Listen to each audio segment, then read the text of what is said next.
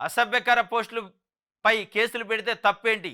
మాపై కూడా అనుచిత వ్యాఖ్యలతో పోస్టులు పెట్టారు. పోలీసులను నియంత్రించలేమన్న హైకోర్టు. హైకోర్టు నిన్న అసభ్యకరమైన అబ్జెక్షనబుల్ వీడియోలు అప్‌లోడ్ చేస్తే కేసులు పెడితే తప్పేంది?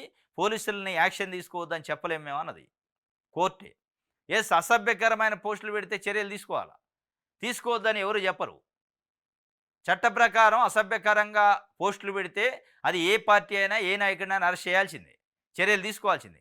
కానీ వాళ్ళ పేరు చెప్పి ఇండిపెండెంట్ జర్నలిస్ట్‌ని, ఏ సంబంధం లేని జర్నలిస్ట్‌ని అంటే ఎట్లాంటి అసభ్యకరమైన పోస్టులు గానీ, ఎట్లాంటి వివాదాస్పదమైన వీడియోలు గానీ లేని జర్నలిస్టులను కూడా టార్గెట్ చేసి కేసులలో ఇరికిస్తున్నారు.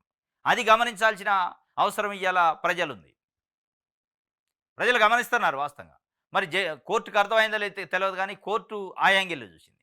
అసభ్యకరమైన పోస్టులు పెడితే ఎందుకు చర్యలు తీసుకోకూడదని. ఆ అసభ్యకరమైన పోస్టులు పెట్టే వాళ్ళని బూచిగా చూపించి, నిజాయితీ గల, నికార్సైన, నిటారుగా నిలబడి జర్నలిజంలో విలువల పాటించే వ్యక్తుల్ని, జర్నలిస్టులను కూడా అందులో పెట్టారు. వేధించే కార్యక్రమం. అంటే ప్రభుత్వాన్ని ప్రశ్నించొద్దు, ప్రజల పక్షాన మాట్లాడొద్దు, ప్రజల పక్షాన ప్రశ్నించొద్దు అనేది ఒక లక్ష్యం. దానికి ఏం చూపిస్తున్నారు? అసభ్యకరమైన పోస్టులు పెట్టారు కాబట్టి అరెస్టు. పెట్టిందెవరు? నువ్వు అరెస్ట్ చేసేదెవరిని? పెట్టిన వ్యక్తుల్ని, పెట్టిన ఛానల్స్‌ని నువ్వు అరెస్ట్ చేస్తే తప్పులేదు.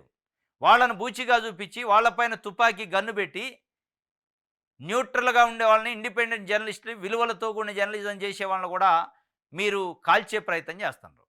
ఇక అది తప్పు అనేది ఇయాల. జర్నలిస్ట్ ఫెటర్నిటీ దాన్ని తప్పు అంటుంది. తప్ప ఇల్లీగల్ వ్యవహారాలు చేసేటోళ్ళు, అసభ్యకరమైన పోస్టులు పెట్టేవాళ్ళని చర్యలు తీసుకోవద్దని ఎవడు అనడు. పెట్టాల్సిందే. చర్యలు తీసుకోవాల్సిందే కేసులు పెట్టి.